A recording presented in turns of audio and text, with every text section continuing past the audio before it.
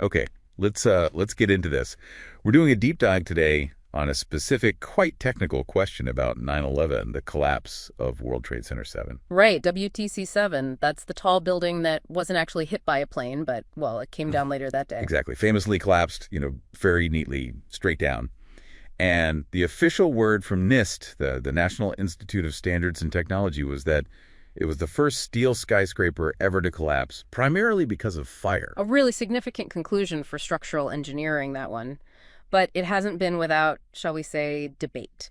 Which brings us to our source for this dive, a pretty detailed technical report that came out recently from researchers at the University of Alaska Fairbanks, UAF. Yeah, they spent, I think, 4 years on their own structural analysis, trying to rigorously reevaluate how WTC 7 performed structurally. Right. Their mission was basically to see if fire could have been the main driver based on their modeling. And, well, their findings clash pretty directly with the official NIST account. That's putting it mildly. So we're going to unpack the core technical arguments in the UAF study for you. Sort of a shortcut to understanding their side of this complex debate. Okay, so the absolute bottom line from the UAF report is this. They conclude fire did not cause WTC 7 to collapse, period. Okay, straight up contradiction. Yeah. So if they're saying it wasn't fire, what do they think happened? What's their proposed mechanism?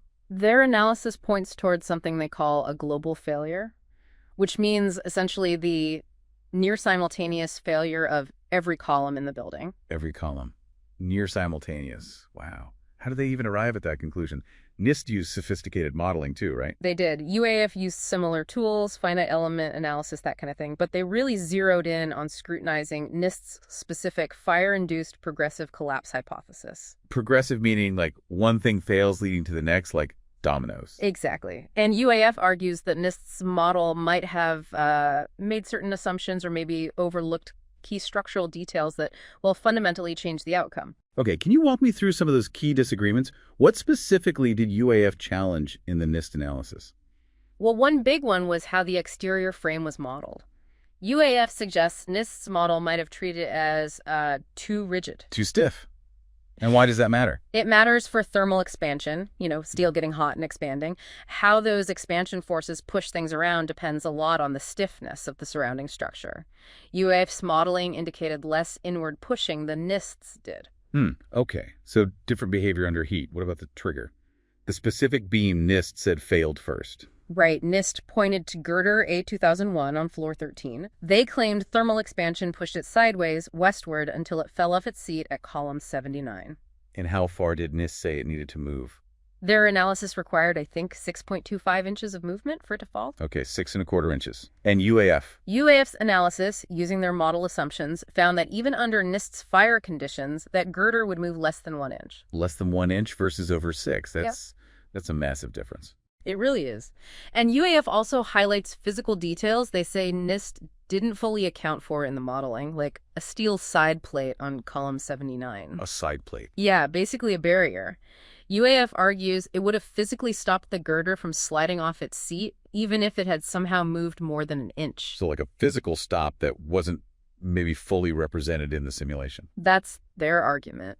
They also point to things called web stiffeners on girder A2001 itself, internal supports, which they say NIST seemed to omit.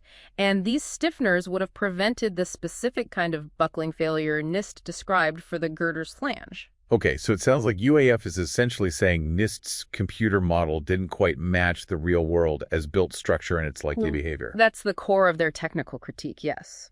They also looked briefly at another idea NIST considered, about a different beam buckling. UAF's analysis suggested that only happened if you removed critical lateral support beams from the model supports that were actually there in the building. Right. So UAF rules out fire as the cause based on their structural analysis.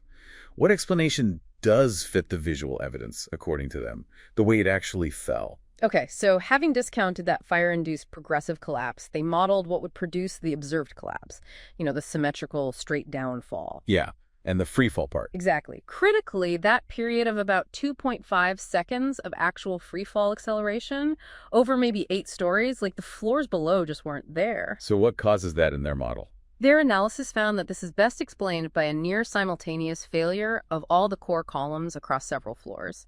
Then, fractions of a second later, all the exterior columns fail over that same height. So basically, everything letting go at once across multiple floors is what replicates the free fall. That's what the results indicate is needed to match the observed motion and that symmetry. They argue this is inconsistent with a typical, slower, fire-driven collapse starting locally. Got it. And they mentioned the East Penthouse collapse, too. Briefly, yeah. They see that as a separate, earlier failure high up, likely involving column failure but not necessarily fire-induced, and crucially, not the trigger for the main building collapse. Okay, stepping back, why does this technical report matter? What's the takeaway for you listening?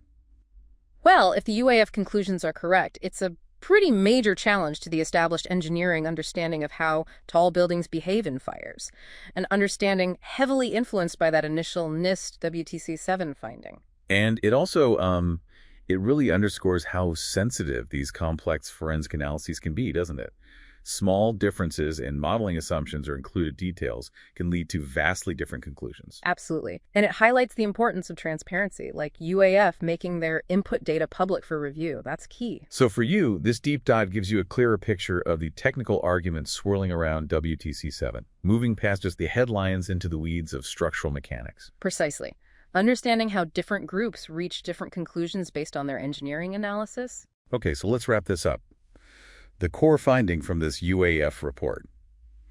A technical case arguing fire was not the primary cause of WTC 7's collapse. Instead, their structural modeling suggests the observed collapse symmetrical, with that freefall period aligns best with a near-simultaneous global failure of the building's columns across multiple stories. Which leaves us, and you, with a provocative thought, really implicitly raised by the report itself.